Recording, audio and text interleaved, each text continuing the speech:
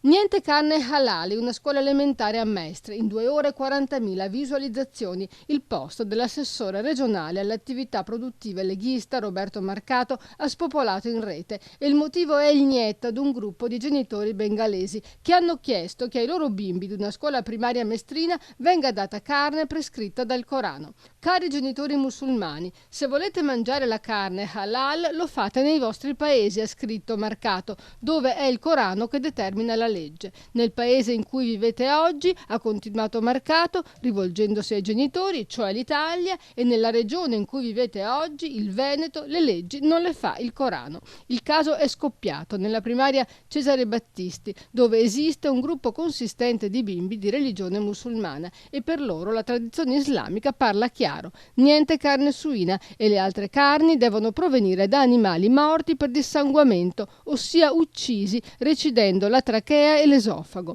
Una morte orribile che procura inutili e atroci sofferenze all'animale e per questo la pratica è vietata in alcuni paesi europei, ma non in Italia.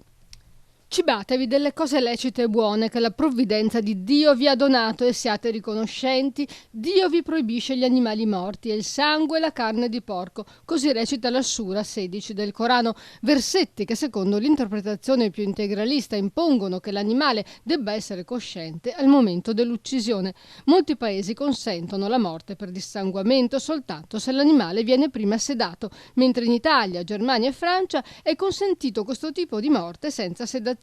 E inoltre le norme che vietano di maltrattare gli animali sono considerate derogabili per motivi religiosi. È una richiesta che non ha precedenti in Italia. È intervenuto nel caso il console onorario veneto del Bangladesh, l'avvocato Gianalberto Basteri Scarpa, e credo sia impossibile, ha detto, inserire la carne halal nei menù scolastici.